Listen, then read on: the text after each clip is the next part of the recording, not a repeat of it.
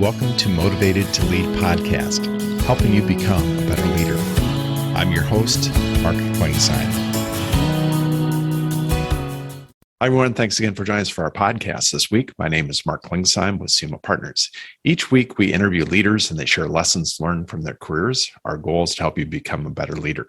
This week, we're continuing this month and revisiting some of our most popular podcasts.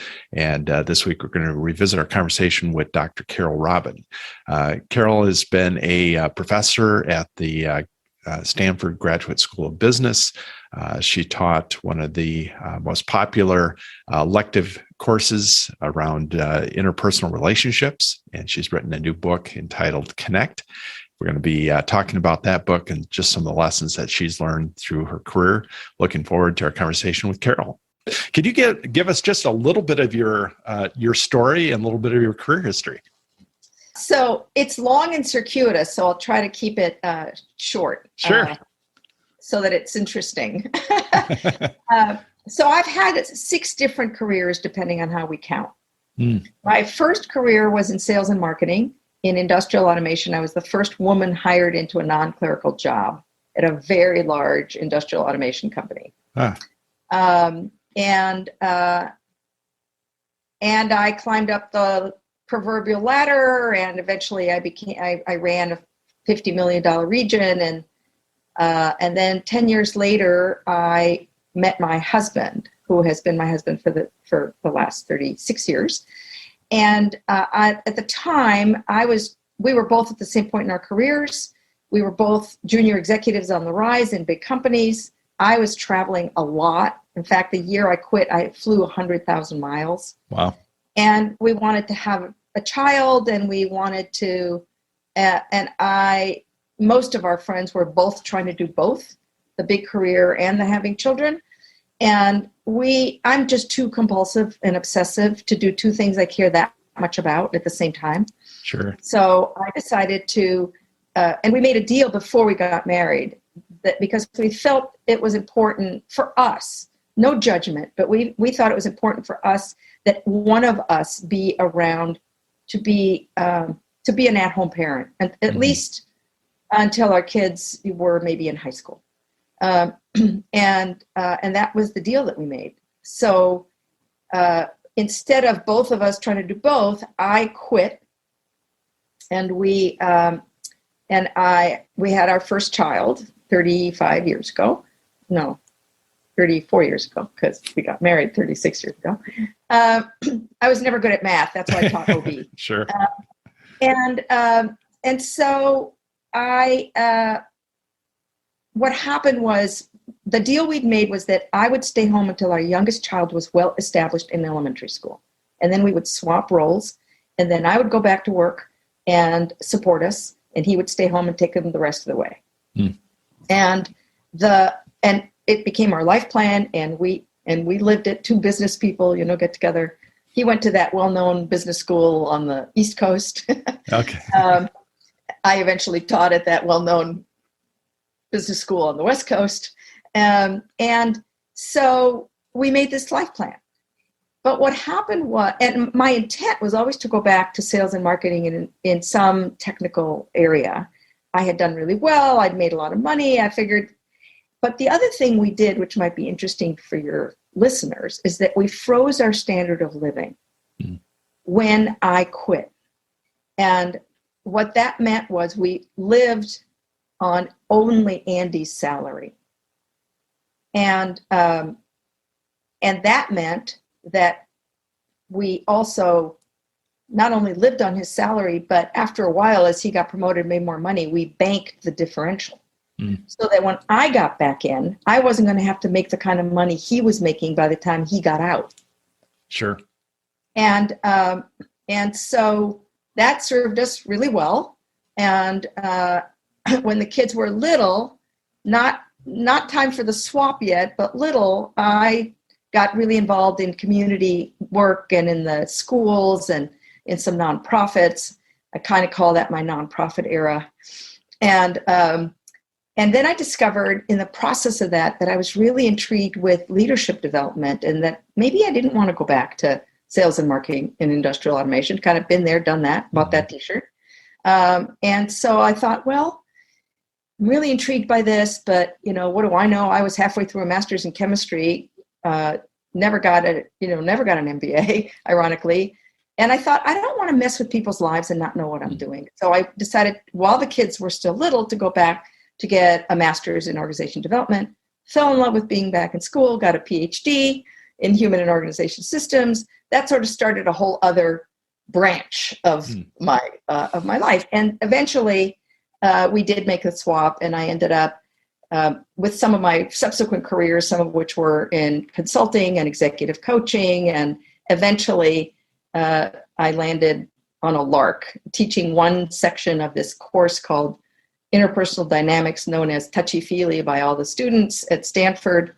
One of my dissertation committee members had said to me, you'd be really great at it. It was there before me. A lot of people think I invented it because they don't know that actually, if anybody invented it, it was David, my co-author. It'd been around for quite a while. Sure. But I started teaching one quarter a year, and then life circumstances made me want to not be on the road so much in my consulting career, and the school wanted me full time. So I took a leave from my partnership because I thought maybe I'd want to go back to my consulting practice. And then after a few years, I was like, yeah, no, this is what I was put on the planet to do. And so that's how I ended up at Stanford for 17 years, teaching touchy-feely, becoming known as the queen of touchy-feely. And then I left Stanford in 2017 and started co-founded a nonprofit called Leaders in Tech, which essentially brings everything I taught at Stanford to CEO founders in tech. Very cool. So that's the big long story. Yeah. And you've taken all the 17 years and put it in a book. So this is very valuable it's a great deal for the money. So I just got the copy last week and have read.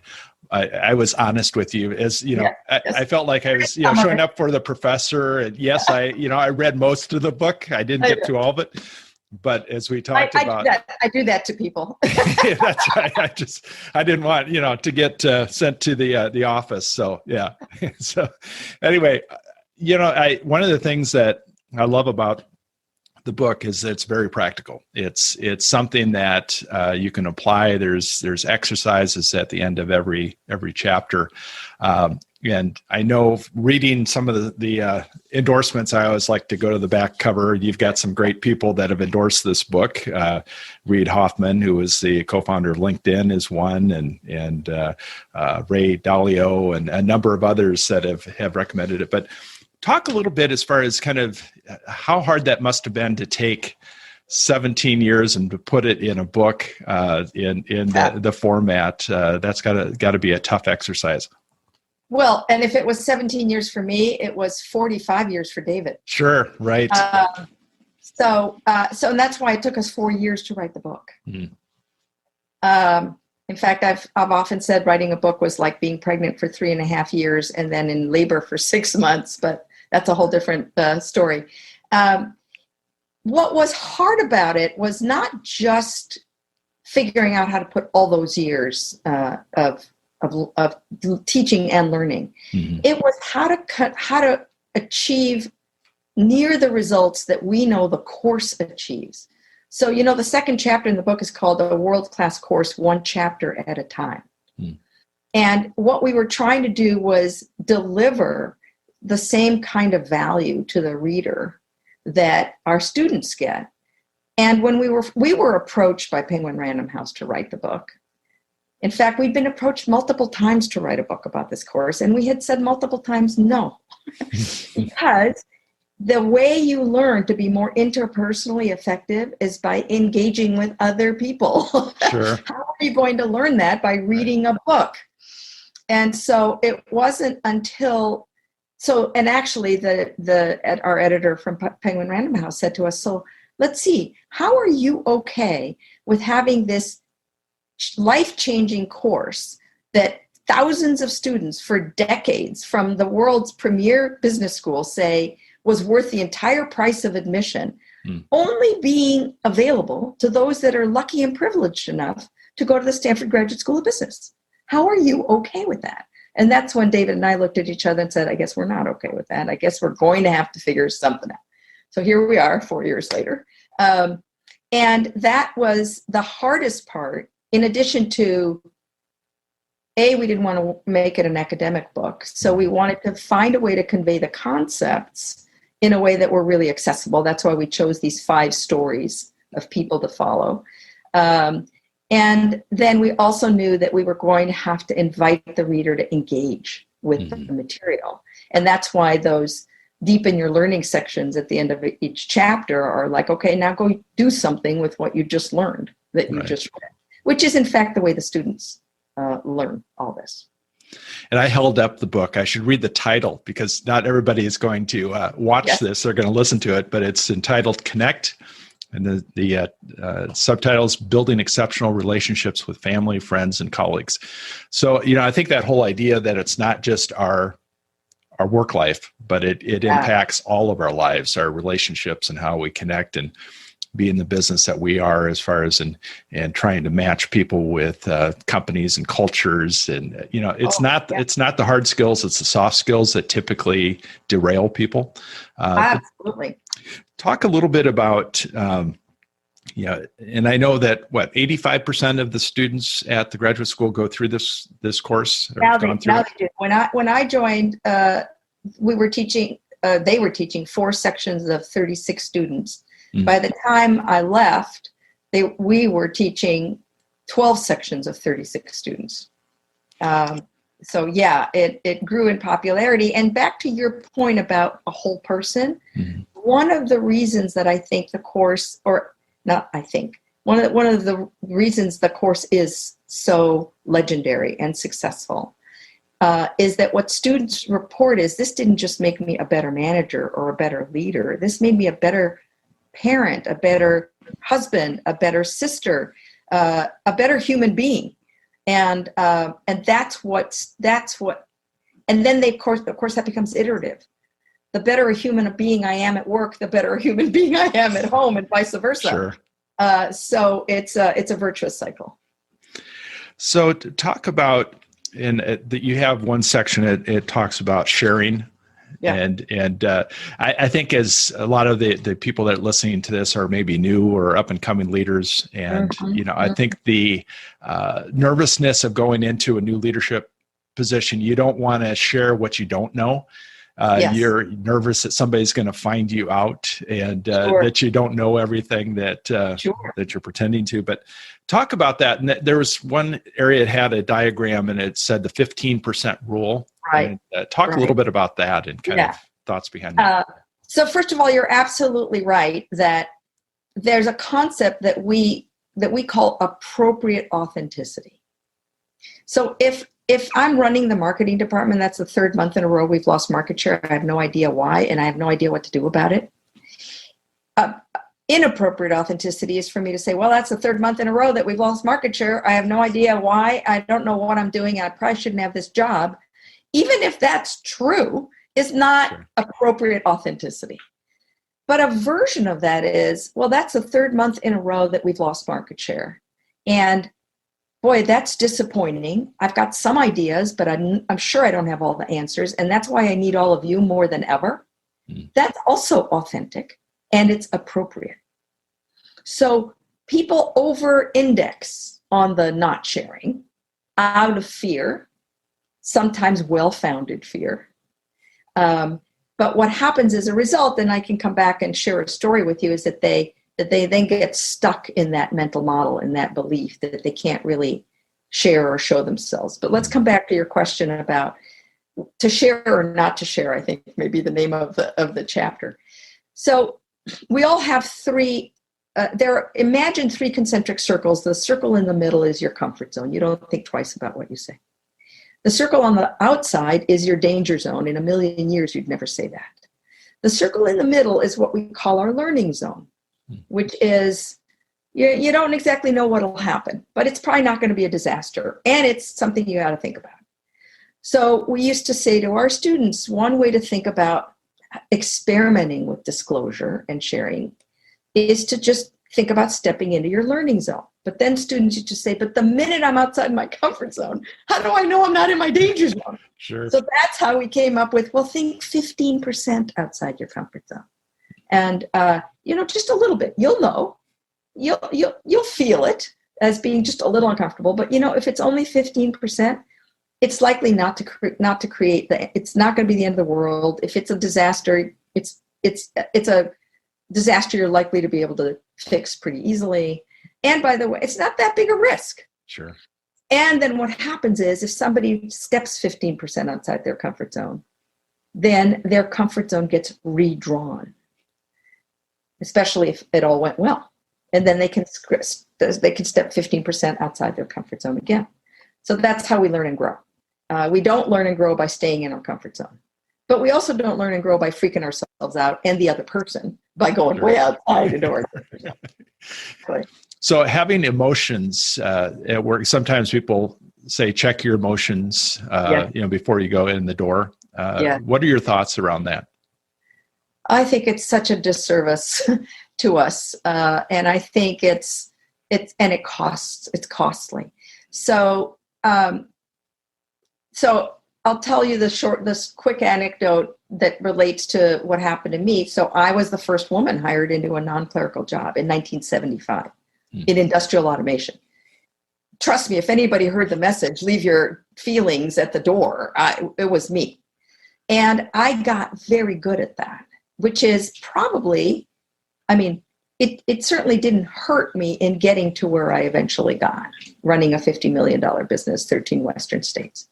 But what happened then was I was at an offsite with my team, and I got excited about something, and I got crickets, and I kept talking, and I got crickets, and finally, I said, "Well, come on, you guys, why aren't you excited about this?" And one of them looked at me and said, "Oh my God, is that water in the corner of your eye?" And then he said, "Are you going to cry?" But then he said, "Are you human after all? Are you human after all?" And that's when I burst out crying. And I said, "You don't think I'm human? I don't think there's anything more important for us all to talk about than that." And I ripped up the agenda, and we spent the next 2 days talking about who we were. The bottom line to that was that I had overlearned. Yes, it had served me to be very cautious about expressing any emotion early on. And then I never questioned whether or not it was now costing me. And now it had turned into something that was hurting me and my ability to be effective with my team because they didn't see me as human anymore. So if I'd burst out crying the first 2 weeks that I was on the job, I would have never gotten to where I got. Sure. But so that's one thing. But the other thing is that even when you're first starting out, to constrain yourself and believe you can't name any feelings is also a disservice to you and your relationships. So there's feelings and there's feelings. That's why in the appendix of the book and one of the items in the syllabus of the course, there's a vocabulary of feelings with mild, moderate, and intense. And the reason we had to give students this is that we've been socialized so strongly not to express feelings, especially in business, that people don't even know how. But they're feeling it. So if I'm feeling upset, my not expressing it is not actually going to serve me because it's probably going to leak in some way. So I'm better off learning how to express it appropriately. And by the way, that builds relationship and builds connection, because if I'm willing to 15% outside my comfort zone express a feeling, then you might be willing 15% outside your comfort zone to express a feeling back. That's called reciprocal vulnerability. And that's how we build relationships.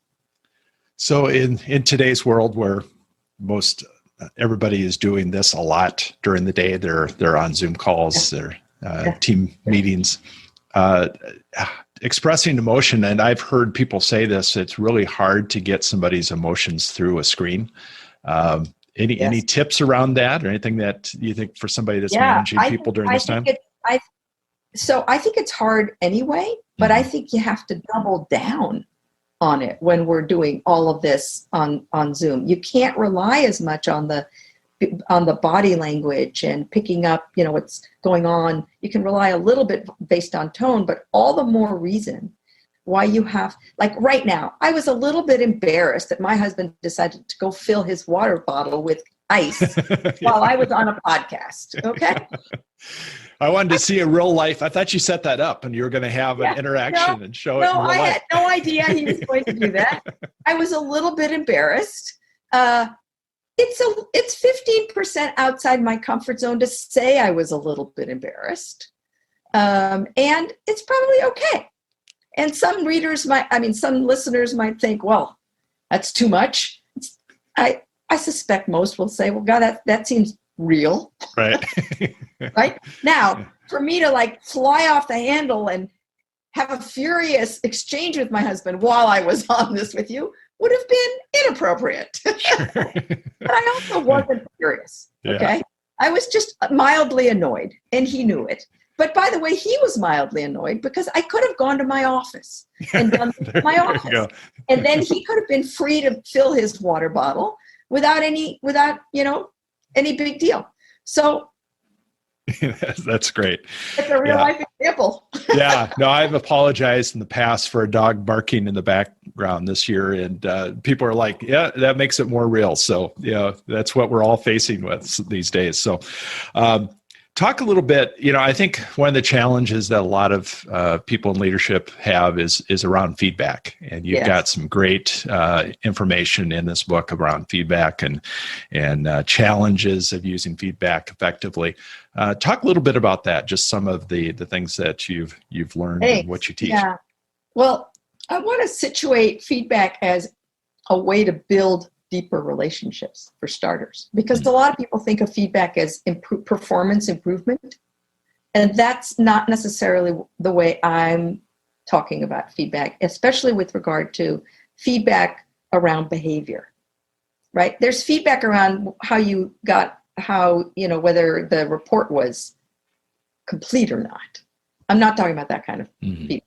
I'm talking about feedback on how you show up and how it impacts me. And most people don't know how to give feedback well, of any kind, and they really don't know how to give feedback of that kind well, interpersonal feedback. And part of the reason that feedback on tasks and other stuff doesn't go as well is that underlying it is interpersonal issues that haven't been addressed or talked about.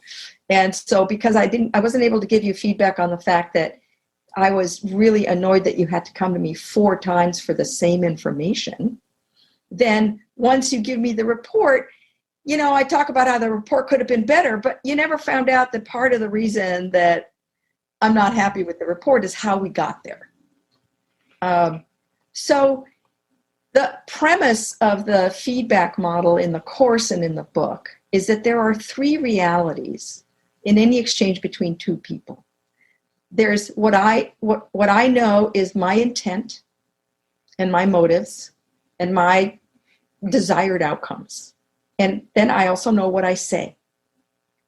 That's reality number 1. And reality number 2 is what I said. Reality number 3 is the impact of what I said on you. Your reactions, your feelings. In any exchange between us, the only reality known to both of us initially is that second reality, what I said and did. And yet what happens is people don't understand that. And so as a feedback giver, if I've said something that annoyed you or was problematic, by the way, this also works for feedback on strengths that you want to leverage, but that tends to be easier. But what happens is instead of saying, gee, that's the 3rd time you've interrupted me, and I'm finding it harder and harder to want to stay engaged in the conversation. So that's the behavior, my behavior, and the impact of my behavior on you. Instead, you say, you just want to dominate. You don't know whether I want to dominate or not. That's my reality. And so we talk about this metaphorical net between my behavior and my reality. And when you say you just want to dominate, and for those who've heard all your life make I statements, I feel that you just want to dominate is the same statement. And it doesn't have a single feeling in it. So what happens is when you do that, when you say something like that, you are over the net. You're playing in my backcourt. You show up, let's say you show up to meetings. I show up to meetings late repeatedly. And then you say, well, I feel that you don't care. You don't know whether I care or not. That's an attribution you've made. Or a motive you've assigned to me, which is why we had to give the students the vocabulary of feelings, because one way to stay on your side of the net is to say, when you did X, insert behavior, I felt Y, insert feeling. Not I felt that or I felt like, because it's grammatically impossible. You're almost guaranteed to be over the net when you say, I feel that, I felt that, or I feel that. But you can say, I feel worried about your level of commitment. That's on your side of the net. Sure. Just don't tell me what's going on for me, because that's only going to make me more defensive. And the purpose of feedback is to move into a problem-solving conversation, not to change somebody. But that's why I say, when done well, it builds relationship. If I'm doing something that's annoying you, am I better off knowing or not? But are you better off knowing how to tell me in a way that's more likely to move us into a productive conversation? Yes. I'm going to have to listen to that section a couple times to let it sink in, because I think we tend to react in situations versus thinking through. And I think that's a great parameters to have in our lives. Let me give you a really quick example, because sometimes it sticks better with an example. Now we're going to go back many, many years. My husband comes home I'm now home with an infant and a 2-year-old. He comes home after a long day's work. He plops down on the chair, picks up the newspaper. I'm starved for adult interaction. I come zipping around the corner. I say, oh my God, you're home. You won't believe what happened today. Blah, blah, blah, blah, blah. And what he does is he does not look up from the paper. He makes no eye contact and he grunts. At which point I say, you're not listening. I'm not in his head. I don't know whether he's listening or not.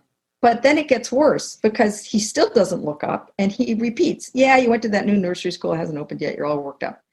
Now I get furious and I say, how can you be so insensitive? How can you not care? By the way, all of that is over the net. I don't know whether he cares or not unless he says I don't care. And calling him insensitive is one of the most unfair things on the planet, because he's one of the world's most sensitive people. So it wasn't until I could say, when I speak and you don't look up, you make no eye contact, and the only thing I get a grunt or a repetition of what I just said with no eye contact, I don't feel heard. I don't feel heard is on my side of the net. He can't say, yes, you do.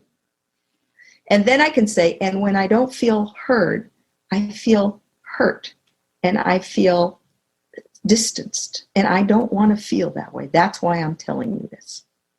And that now moves us into problem solving, where he puts down his paper and he says, if you want my undivided attention, you've got to give me some time to unwind. And I say, okay, how much time do you need? He says, half an hour. I say, half an hour? Are you kidding? I've been counting the minutes for you to get home. How about 5 minutes? We settled on 15. But the point is, and it strengthened our relationship because we also learned something about each other. I learned more about what he needed when he got home. He learned more about what was going on for me and my desperation for adult interaction. Everybody wins. So talk about, and I know you're working with leaders of companies that executives, say somebody's in a position where, everybody gets this idea of once you're a CEO, you don't have a boss. And then they find out real quick, you have a board. Oh, yes. That you have to deal with. I was about to say, except you've got a board. Yeah. So talk about that as far as somebody that is, they're maybe at a senior level, but they still have somebody they report to, and maybe they've gotten the relationship is broken down. Any thoughts around that of how to repair that, or, again, speaking up to, to people that. Yeah. So, and of course, I think there's a fair amount about this in the book. And what I'll say is, if you work for me and I'm doing something that's really hurting me as a boss or as a manager, or and you don't tell me, are you really doing me any favors? Mm. Who knows better whether or not you're being well managed than you? Right. Yep. So now there are certainly, there's a skill and a set of competencies in learning how to have these conversations. That's why we think the book is so important. Mm-hmm. And then there's also skill and competence in repairing them when they don't go well. There's no guarantee it's going to go well. We're going to move the probabilities that it's going to go better if you read and do some of the stuff we're recommending. And sometimes, as in the last chapter that talks about how David and I had a huge fight and I said I'd never talk to him again. And then we came back from that, and not only is our relationship even stronger, but we wrote a book together. And we can repair. Repair is possible, but only, again, if we've got the skills and the competencies to repair. And it's complicated, but I've got, in my Leaders in Tech program, of course, they're all CEO founders, and they all have all kinds of interesting challenges with their boards. Sure. And one of the things that they most appreciate about what they've learned is how to have these conversations in productive ways, instead of just bite down, swallow it, be even more pissed off. That's one alternative. The book is also about choices and expanding your toolkit so that you've got a little more choice. One of the things that leaves us feeling, I think, most disempowered and trapped is when we don't think we have a choice. But we actually do. We have much more choice than we think we have. And we often, this comes back to feedback, we often don't give somebody feedback because we have already decided it's going to go poorly. And we have a mental model. So just like I had a mental model that I shouldn't show any feelings and it ended up hurting me, people have mental models that you shouldn't, make any waves and give any feedback because it's going to hurt the relationship. And by the way, we don't get any better at doing it well by not doing it. Mm. Yeah, that's great. Well, I told you this, that I skipped to the last chapter of the book just to see what, because you mentioned it early on. So yeah. I'm sure you said a lot of people do that to find out this, this argument. So we don't need to go into it. It's another reason to pick up the book and you share some real life, how you've applied it. And I think that's very helpful, just because, sometimes people won't share those painful moments in life, but no, we kind of have to live what we teach. Yeah, absolutely. So I have to ask this question. So outside of work, what do you do to recharge? Well, boy, that's a really rough question right now because I have been, I told you earlier, I'm an obsessive compulsive, and the book has just been, and trying to get it out in the world has been absolutely all consuming. Mm. However, I have a brand new 2-month-old grandson. Wow. Congratulations. And thank God for little Sam coming along, because at least I get to split my obsessive compulsive neuroses a little bit. And that's really good for my son. And it's also maybe a little better for my husband, since I can't completely obsess 24/7 about the book. I'm also a nut when it comes to physical health. I walk 3 to 4 miles a day, and I'm a big meditator. I meditate at least twice a day for half an hour. Okay. Wow. So you've got another Leaders in Tech. Talk a little bit about that program. It sounds really interesting. Yeah. So we co-founded it. We launched it in 2018. There were 3 of us who co-founded it originally. Sue Kim and I are still there. Joe Greenstein was our 3rd co-founder. He was our first executive director. And we amicably parted ways, I think in maybe 2019, pre-pandemic. And that's a whole other story, the two co-founders that, our relationship is still solid. We still love each other. And we discovered that we just really had different visions for what we wanted the organization to be. And that happens. Right. Sure.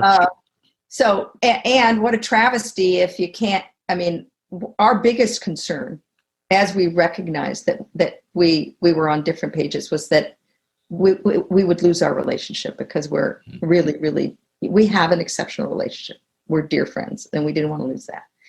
In any event, Leaders in Tech, as I said, we started with a cohort of 24 leaders at a time, CEO founders that go through a year-long program that starts with a 4-day intensive and then meets once a month for half a day.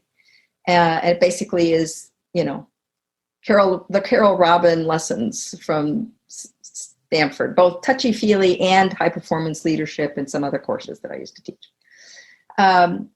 When we first started, I said, well, how's anybody even going to know we exist? And in fact, it was Joe and Sue who approached me because I was still at Stanford.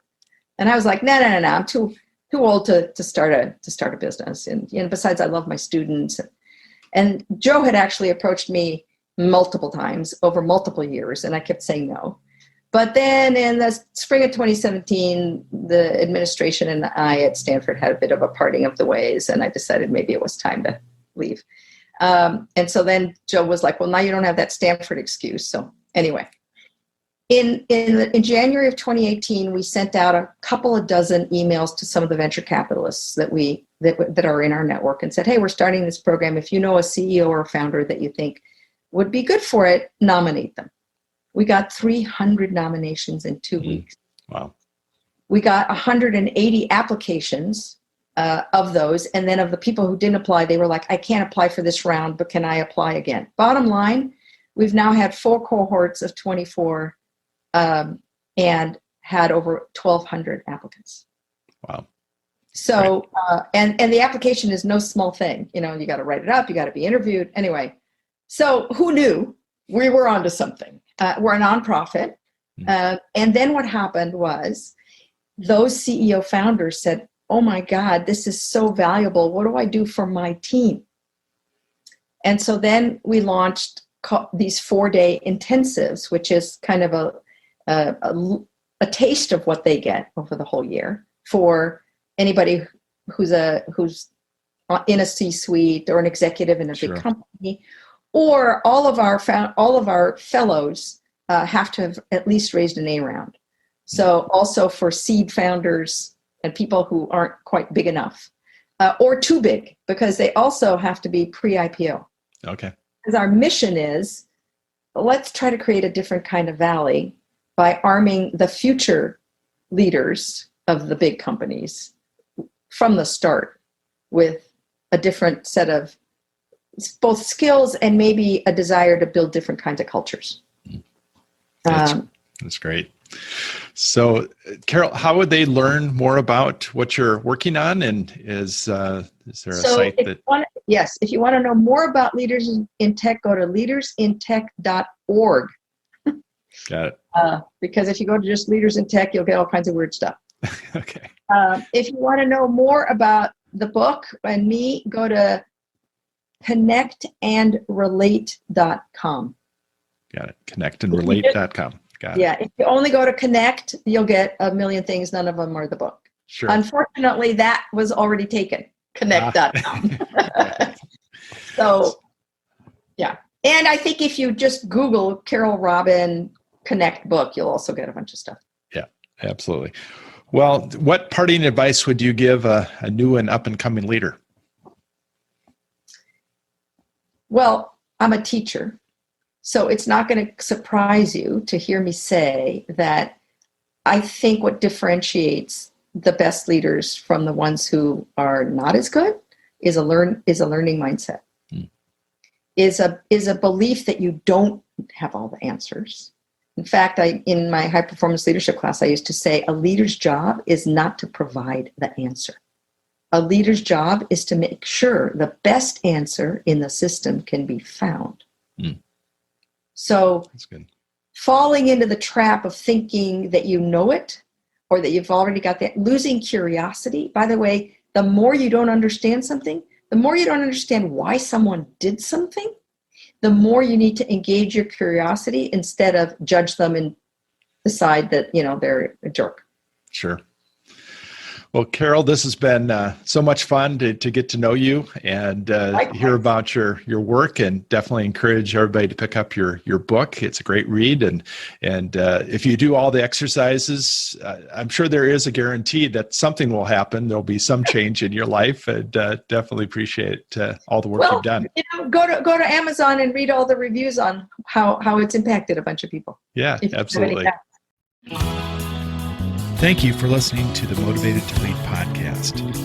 Please subscribe on iTunes. You can also see a video version of this interview at motivatedtolead.com. This podcast is brought to you by SEMA Partners, helping you find your next great leader.